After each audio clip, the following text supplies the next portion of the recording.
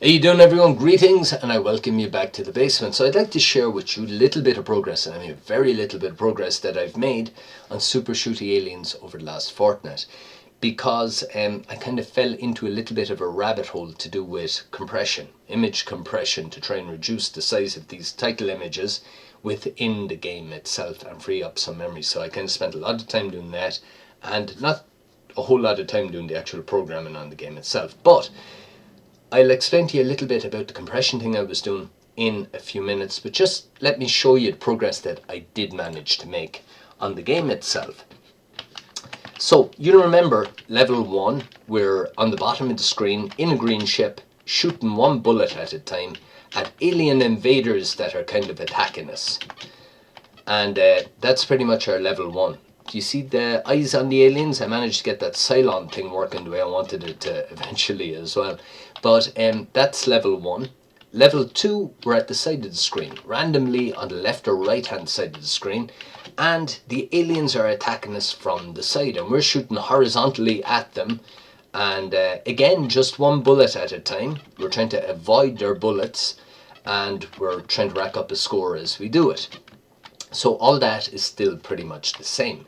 Now, the thing with level 3 is that we've got our boss on screen, and we've got some little kind of, I'll explain in a moment what happened there, but we've got our boss on screen here. We have our own ship, which has become red. You'll notice it here, it's red because it's a super ship. And yeah, you see level 1, you get a beacon. Level 2, you're flying towards whatever that beacon is indicating to try and get this super ship. And once you've got it, you can attack this alien mothership thing. But super ship is red, but also it shoots a load of bullets at once. So you're not restricted to just the one. You've got a load of bullets, which will help us destroy that evil alien boss. We can also go up the side of the screen, and again, we can shoot loads of bullets at a time as well on that. But what I've added, you can probably see here, I've got this kind of little fleet of protector aliens that are going around the boss. And there's only ever 3 on the screen at a time, and they'll continue encircling him like that and protecting him. And hopefully, when I get a chance to do it, they'll be shooting to the left, the right, and also down towards us, depending on their space, wherever they're placed on screen. The other thing you'll notice is there is a pixel here on his hand. And what we need to do is, that little white pixel, that will change position. And we need to destroy it, or shoot it, so that the boss opens up and exposes his central core here that you see, like his nose, I suppose, there at the moment. But it's red. And hopefully what will happen is, as you shoot that central core will change colour as well, or get destroyed some way, or something will happen to show that you're actually doing damage to the boss. And eventually, I'm hoping, when you do destroy him, you see those explosion animations that I have on the aliens encircling them. Those will happen at random around the boss to give the impression he's exploding. That's more or less it. But that is as far as I got with the actual game itself. Now, I've ran into a few bugs along the way as well. But I think they're mainly down, and I said this before and I was wrong, but I think they're mainly down to test code that I have. Like here, for example, if I go onto the boss level and I've already got an alien formation in play from another level, what happens is the boss's alien formation doesn't really show up properly, you know, and the game can eventually crash as well. That's another thing that can happen. But like I say, it seems that a lot of these little bugs I'm having are down to test code, and that could be famous last words as well, I don't know. But I've had a few bugs, and it seems to be down to that kind of thing, as you see here. You know, that's not right at all for the boss, but if I go back to the boss level just like that, it'll work properly again. So it's all down to when I've got the game more or less finished, or when I've got the boss finished, and I'm at the point where I need to stitch all the levels together. All that test code needs to be taken out or reworked so that it works properly. So I have had a few little hiccups along the way as well that are after taking up quite a bit of time. And I've been trying to clean up my code, which in parts is a little bit messy as well. So there's a lot of behind the scenes stuff being done that you don't really see as making an impact on the game itself. The other thing that I wanted to say to you was, of course, about the run length encoding to try and compress these images so that they wouldn't take up a full 12 kilobytes on screen. And I followed the advice of a number of people who left comments speaking about this technique to try and compress an image, and I managed to reduce these two images more or less down by 33%. So instead of taking up 12K, they're taking up 8K now, more or less. They're after freeing up that memory for me. Now, the way I did it kind of merits its own video. I don't know if it'd be all that interesting or not, but the way I did it was I used the CoCo to do it. A lot of people would be able, because they would know how to program in C or something like that, they would be able to write a simple program on a PC that would take an image file and convert it in such a way that it would be compressed for the CoCo, and then you could write a little bit of code on the CoCo to decompress it. But as I don't know any C and I don't want to spend like weeks trying to learn that just to do this, what I decided to do was to write a simple little program, really hacky as hell, on my CoCo itself in order to get the CoCo to do the compression and then save out what it had created compression wise and insert it into my program. And that worked fairly well.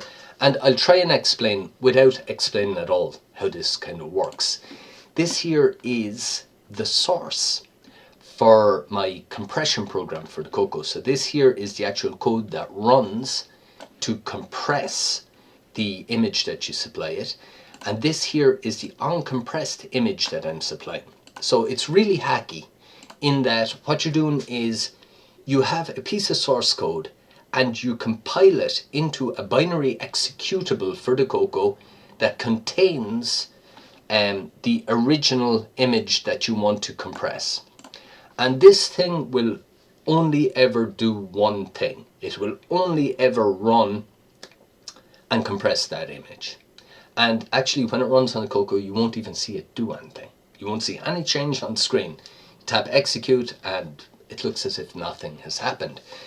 And that's because this program runs in such a way that it does what it does in memory.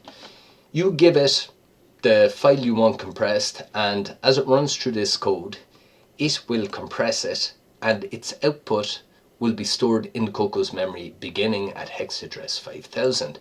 And when it's completed, starting at hex address 5000 down to whatever length it takes, will be the compressed binary data.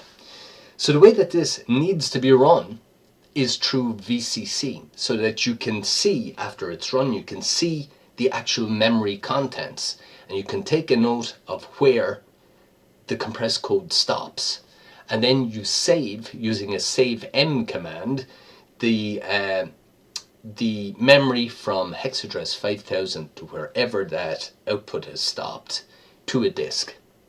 And then you need to extract the binary image from the disk, open it up in a hex editor, remove the headers, and voila, you've got your compressed data that you can add into a program. Yeah, so that's the way I managed. It took a little bit to get it working, because it took a little bit to get it working, but it works well. And like I say, it probably merits a video, a separate video, kind of to show how exactly it was done. But this is the code that will compress any image you want, but there's a lot of hoops you have to jump through. And then this is a decompression code. So the actual decompression part of it is just this part here. That's all. That's the only part of code. This here is to clear the screen and all that kind of stuff, but this code here is what actually does the decompression. And like I say, you end up, or I managed to end up with about 4K extra available to me when I was finished. Now there are other ways you could do this exact same form of compression or this exact same style, only in a more clever way, and maybe save another, I don't know, maybe get them down to 50% size. I don't know. But that is very damn complicated and beyond me, to be honest with you. But that is pretty much as far as I've gotten so far. So what the plan is for next time that I'm talking to you, hopefully I will have the boss in such a way that these aliens going around him are shooting down and to the left and the right, and also that we can actually destroy him. and that way we'll have level 1, 2 and 3 completely finished. So yeah, small little update this week. Take care of yourselves, and we'll talk to you in the next one. Bye bye.